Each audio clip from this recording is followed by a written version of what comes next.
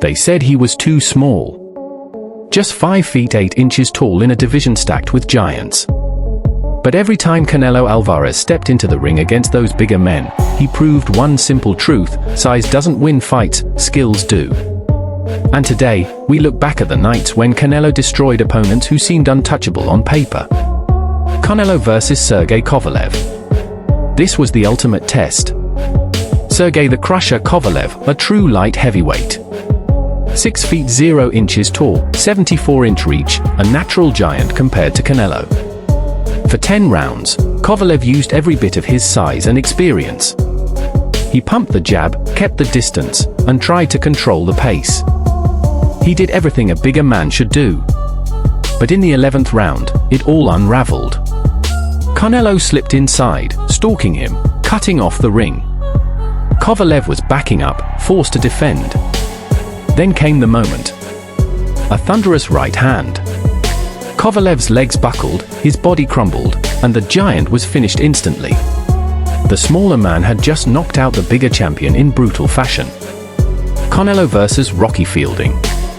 Next came Rocky Fielding, 6 feet 1.5 inches tall, with a 75-inch reach.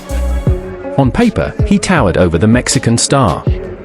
Many expected the size gap to overwhelm Canelo. But from the opening bell, the fight took a completely different shape. Canelo went straight to the body. Hooks, uppercuts, relentless pressure, every shot was designed to break Fielding down. By the 3rd round, the giant couldn't breathe under the punishment. He crumbled, unable to withstand the Mexican's ferocious attack.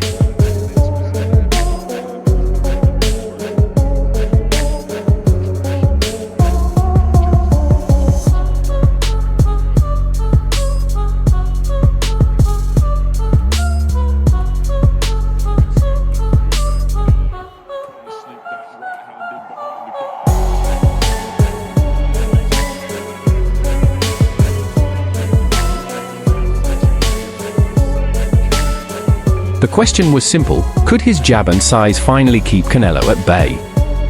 The answer? Absolutely not. Canelo walked him down, mixed his punches beautifully, and attacked from every angle.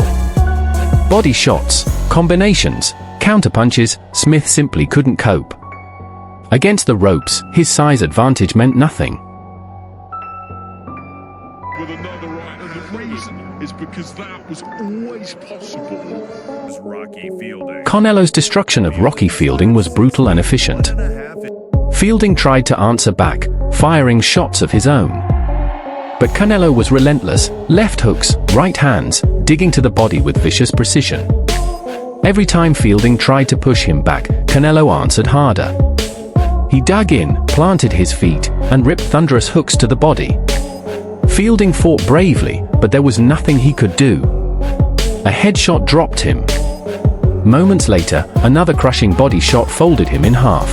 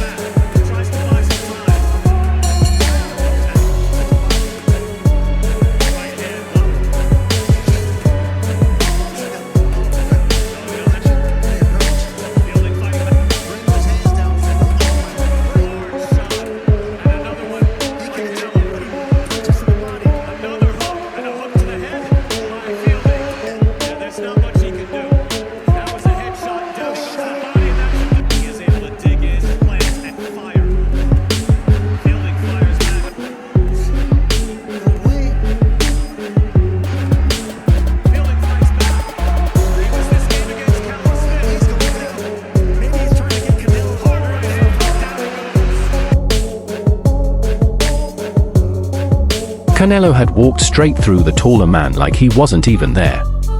But perhaps the biggest challenge of them all was Callum Smith.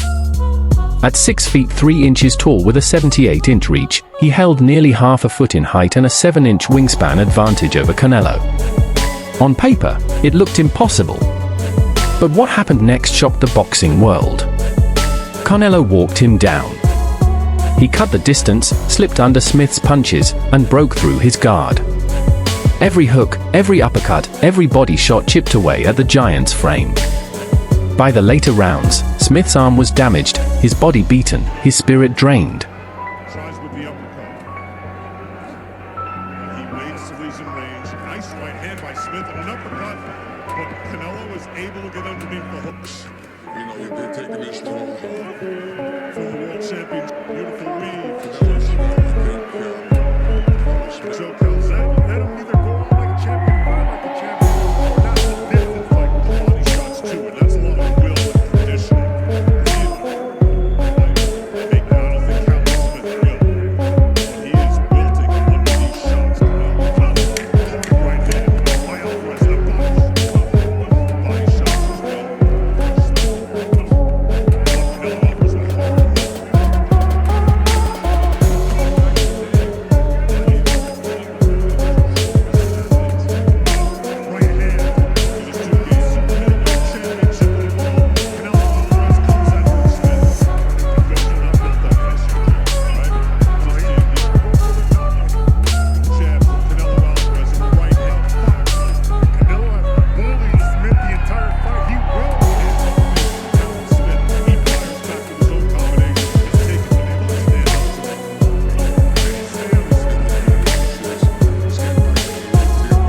Commentators marveled at his defense, slipping under uppercuts, weaving past hooks, countering with crushing right hands. And as the final bell rang, there was no doubt. The giant had been humbled. Canelo Alvarez had bullied Callum Smith, the so-called perfect big man, from the opening round to the last. Canelo versus Julio Cesar Chavez Jr. At 6 feet 1 inch with a 73-inch reach, Chavez Jr. was taller, longer, and supposedly stronger. On paper, he had every physical advantage. But the fight itself told a different story. From the opening bell, Canelo came out sharp, snapping jabs, landing clean counters, ripping to the body.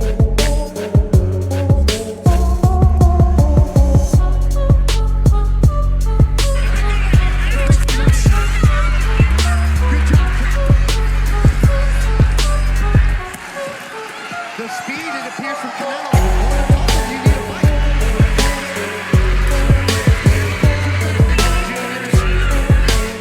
Chavez Jr. promised to use his size and jab, but inside the ring he looked helpless. Round after round, Canelo dictated everything. His speed, his defense, his precision made the so-called size advantage useless. By the later rounds, Chavez Jr. wasn't even throwing. He was only surviving. The much bigger man reduced to a heavy bag, while Canelo showcased complete control of every exchange.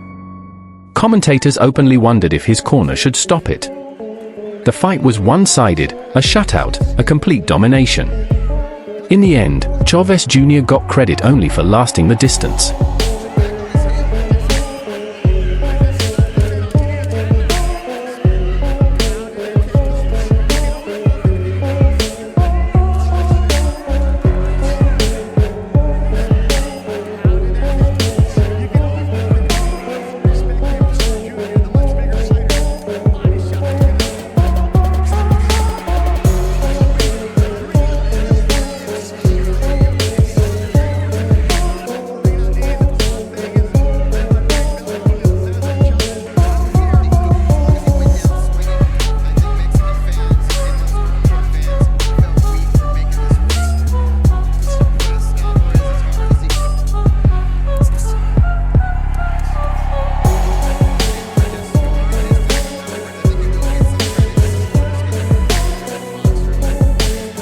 But it was clear to everyone, he wasn't in Canelo's league.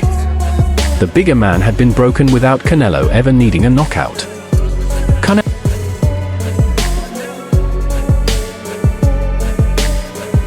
Canelo versus Daniel Jacobs.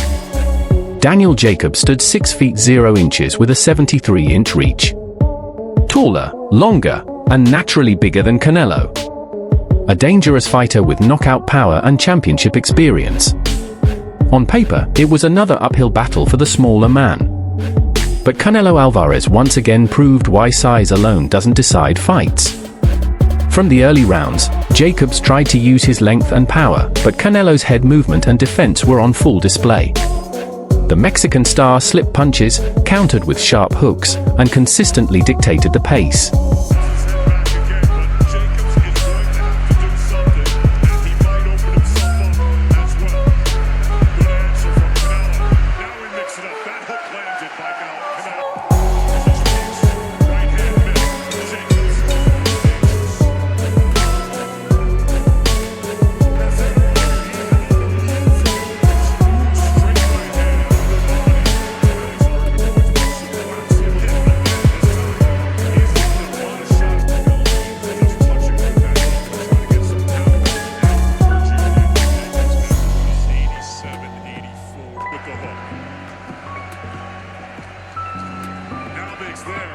This time, hit it with a hook. Cuffed him. He's still seeing the last hurrah here. We're letting it fly. Right hands, the bus change. Let's see if I gotta go. I think we're seeing there's a little change in Jacobs' profile right now.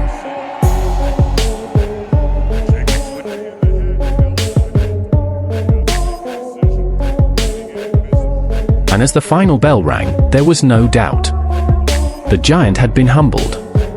Canelo Alvarez had bullied Callum Smith, the so-called perfect big man, from the opening round to the last.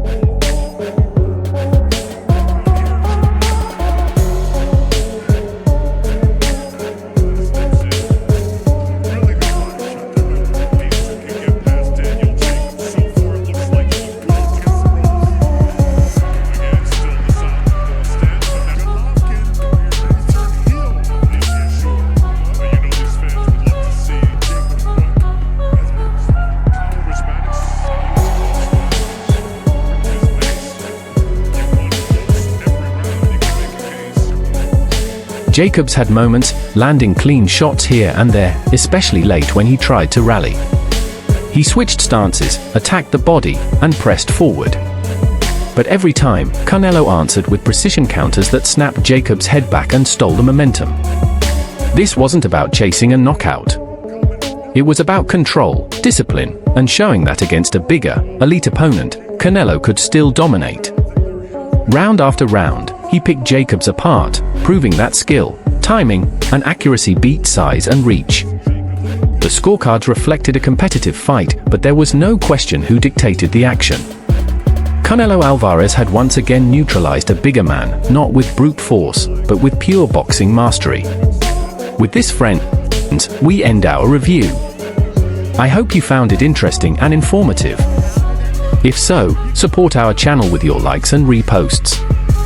And thanks for watching. See you all soon. And as the final bell rang, there was no doubt. The giant had been humbled. Canelo Alvarez had bullied Callum Smith, the so-called perfect big man, from the opening round to the last. And we end our review. I hope you found it interesting and informative. If so, support our channel with your likes and reposts. And thanks for watching. See you all soon. And as the final bell rang, there was no doubt. The giant had been humbled. Canelo Alvarez had bullied Callum Smith, the so-called perfect big man, from the opening round to the last.